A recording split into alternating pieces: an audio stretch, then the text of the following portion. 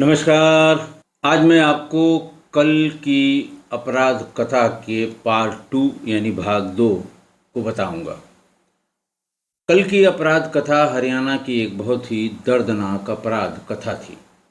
कल मैंने आपको बताया था कि 15 जून 2007 को हरियाणा की एक बस कुरुक्षेत्र से करनाल की तरफ जा रही थी। करनाल से कोई 20 किलोमीटर पहले एक स्कॉर्पियो सवार 7-8 लोग, जिनमें एक बुजुर्गवार था, उन्होंने बस को रोक लिया। बस के सामने स्कॉर्पियो खड़ी करके बस पे चढ़ गए। बस के भीतर बैठे किसी व्यक्ति ने बताया कि ये रहा मनोज। मनोज यानी उस युवक को 24-25 साल उम्र होगी और उसके साथ बैठी एक 19 साल की दुबली पतली सी लड़की इन दोनों को खींचकर बाहर ले आए। लड़के को लाठियों से, डंडों से बुरी तरह से पीटा। गाड़ी में से, स्कॉर्पियो में से रस्सी ले आए। रस्सी से उसके हाथ को बांध के और उसका एक भाग स्कॉर्पियो के पीछे बांध दिया और लड़की को स्कॉर्पियो में बिठा लिया। बिठाने से पहले उसे भी बड़ी उसके साथ मारपीट की, तमाम गाली गलौज की। करीब 3 किलोमीटर स्कॉर्पियो के पीछे बंधा हुआ लड़का यानी मनोज चीखता रहा, चिल्लाता रहा। जब उसकी खालें तक उधड़ गईं तो फिर उस बुजुर्गवार ने, जो बैठा हुआ था, अधेड़ व्यक्ति ने, जो बदमाशों के साथ या उन लोगों के साथ जो स्कॉर्पियो में बैठा हुआ था, उसने गाड़ी रोकने का आदेश दिया। गाड़ी रुकते ही उन दोनों को खींचकर पास के एक खेत में ले गए। खेत में फिर उन लोगों ने उसे मारना शुरू कर दिया। थोड़ी देर में एक मारुति से 2 सफ़ेद पोश लोग, बिल्कुल जैसे वो कहते हैं कड़कड़ाती हुई पैंट, कुर्ता पैजामा पहने हुए, और उनमें से एक ने उस लड़के को फिर लाठियों से प्रहार करना शुरू किया। थोड़ी देर में उसके प्राइवेट पार्ट्स में पूरी लाठी घुसेड़ दी और उसके तुरंत बाद ही वो ठंडा हो गया और ऐसा लगा जैसे उसकी मौत हो गई। लड़की को इस बीच में मारा नहीं गया, ज़्यादा पीटा नहीं गया। ये कहा गया कि ये मर जाएगी तो मनोज की मौत कैसे देखेगी। उसको जिंदा रखा गया और जैसे ही वो मर गया वैसे ही उसको भी मारना पीटना शुरू किया। जिस लड़के ने उस मनोज को उसके प्राइवेट पार्ट्स में लाठी डाली थी, उसी ने फिर से लड़की को पीटना शुरू किया।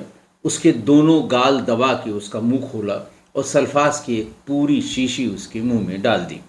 उसके बाद उसके मुंह को वो उसकी चुनरी से वो बांधते रहा, दबाता रहा, ताकि उसका मुंह न खुलने पाए।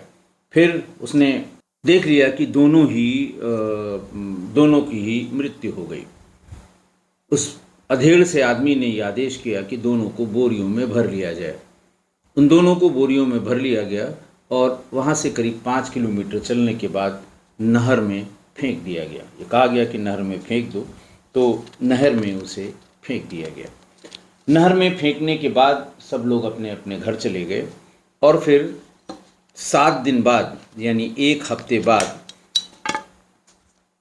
ये दोनों लाशें उस जगह से 100 किलोमीटर दूर नारनौद इलाके में, हिसार के नारनौद इलाके में नहर के दोनों किनारे पर एक एक बोरियां मिल गईं। कृष्णा नाम का एक व्यक्ति जो नहर के किनारे से उसके दूसरी तरफ किसी गांव में जा रहा था, उसने उस दुर्गंध और बोरियों को देखने के बाद पुलिस को सूचना दी। पुलिस आई, उसने उसको खोला। तमाम फॉरेंसिक टीम ने अपना काम किया और ये देखा कि उसमें एक लड़का है और एक लड़की है। लाश बुरी तरह सड़ गई थी। उनकी फ़ोटोग्राफ कराई गई और फिर उनका पोस्टमार्टम करके 3-4 दिनों तक वेट किया।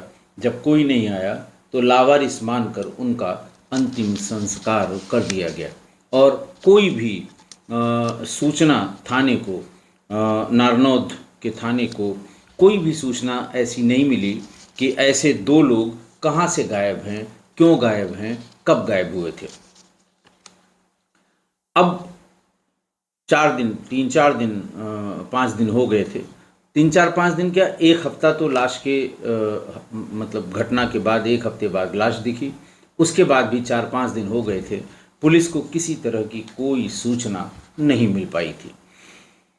इस बीच में जब मनोज चला था कुरुक्षेत्र से, तो उसने कहा था अपनी माँ से कि मैं करनाल जाऊंगा, करनाल से मैं दिल्ली चला जाऊंगा। ये भी बताया था कि लड़की भी उसके साथ है और उन दोनों ने दिल्ली में कहीं शादी कर ली है। फिर उसने कहा मैं फ़ोन करूंगा। माँ जो मनोज की थी, चंद्रपति, और बहन सीमा उसका घर पे इंतज़ार कर रही थी। शाम तक उसकी कोई सूचना नहीं आई, अगले दिन तक भी कोई सूचना नहीं आई। वो दोनों परेशान होने लगीं और बार बार उसके मनोज के मोबाइल पर फ़ोन करने लगीं। हर बार फ़ोन यही कहता था, this mobile number is switched off. देख देख कर वो परेशान हो गई। शाम हो गई लेकिन कोई जवाब नहीं मिला। शाम को देर रात चंद्रपति और मनोज की बहन सीमा से, चंद्रपति यानी माँ ने अपनी बेटी से कहा कि कुछ ठीक नहीं लग रहा है, और उसने ये कहा था कि वो पहुंच जाएगा, और उसका कोई फ़ोन भी नहीं आया। इसी उधेड़-बुन में माँ बेटी रात भर जगती रहीं, कुछ नहीं पता लगा। उगते सूरज से ही के साथ ही माँ चंद्रपति और बहन मनोज की बहन सीमा मनोज के दोस्त और रिश्तेदारों को बारी बारी करके फ़ोन करने लगीं। जितने भी नाम मनोज से संबंधित वो जानती थीं, सबको बारी बारी से फ़ोन किया और ये पूछा कि मनोज आया था क्या। लेकिन सभी ने एक ही जवाब दिया, नहीं, नहीं आया था। फिर पूरा दिन गुजर गया।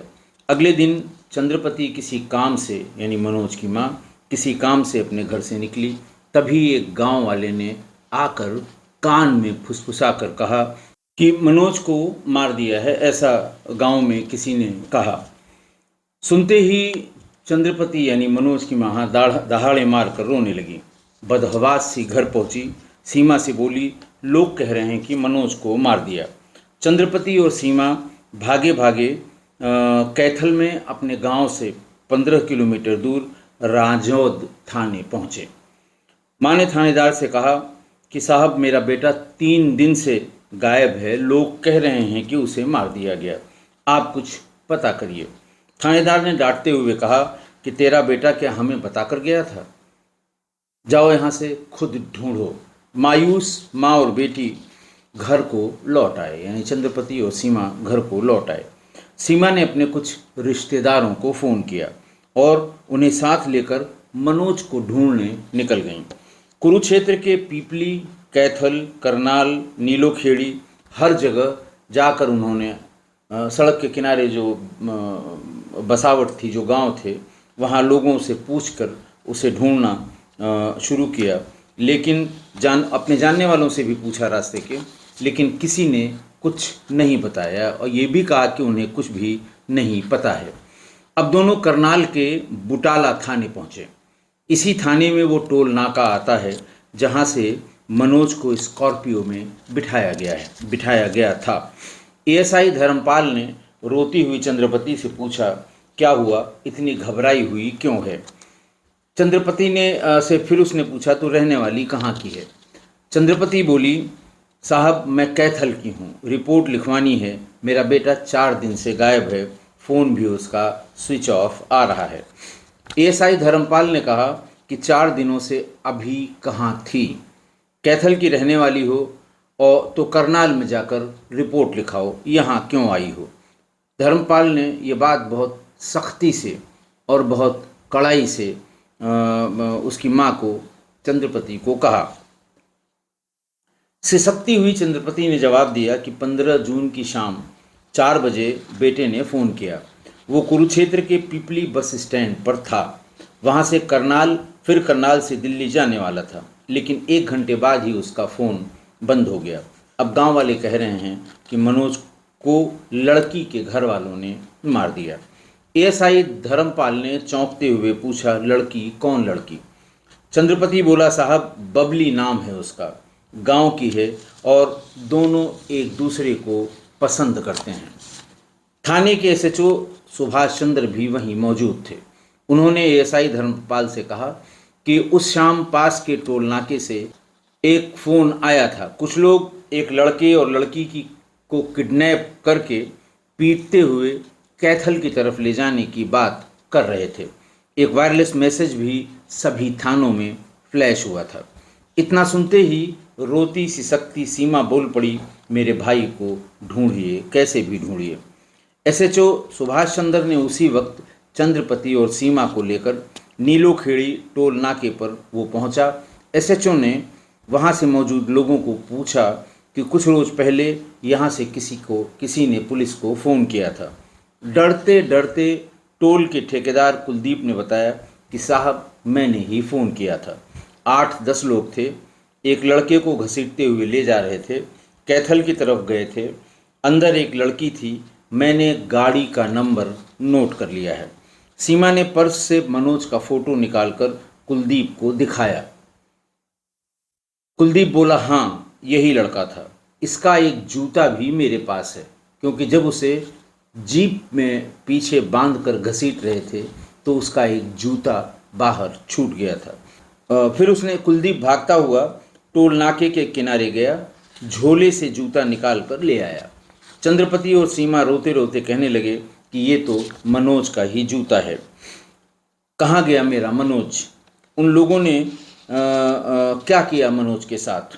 वो जिंदा भी है या जिंदा नहीं है?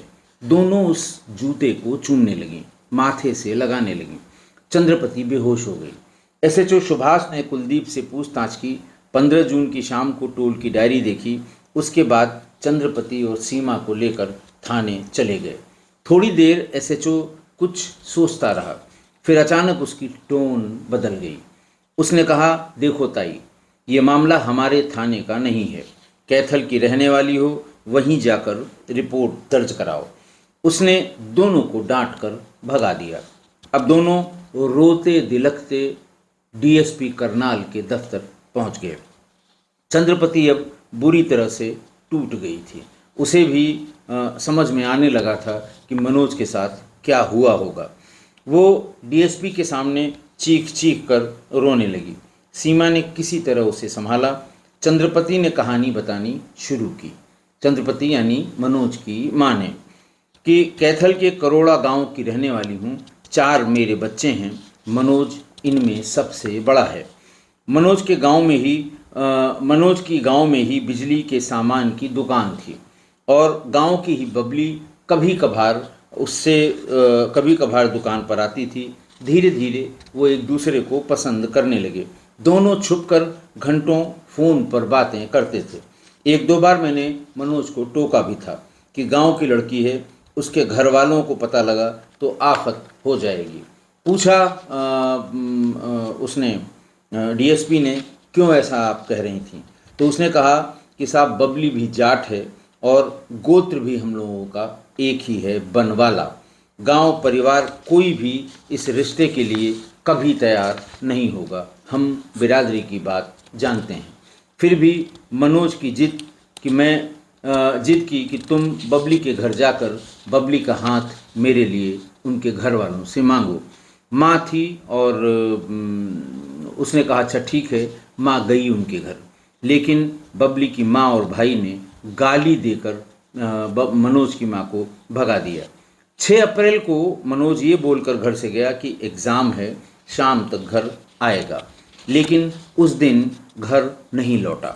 अगले दिन मनोज ने फ़ोन करके बताया कि उसने चंडीगढ़ में हाई कोर्ट में बबली से शादी कर ली है। ऐसा उसकी माँ ने डीएसपी को बताया।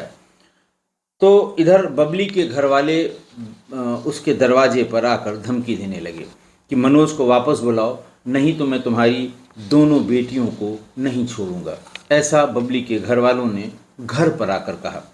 26 अप्रैल को बबली की माँ ने राजौद थाने में मनोज और हम सब पर किडनैपिंग की रिपोर्ट दर्ज करा दी कि साहब बबली मेरी लड़की थी और उसको जोर जबरदस्ती करके मनोज, उसकी माँ, जैसे लिखाया जाता है कि लड़की गई नहीं, कि पूरा घर अगर पता लग गया कि फ़लाँ लड़के के साथ गई है तो पूरे घर को उसमें लिखाया जाता है कि इन लोगों ने मिलकर हमारी लड़की को किडनैप करके उसे किसी अज्ञात स्थान पर रखा है और बचाइए उसको, वरना उसकी जान चली जाएगी।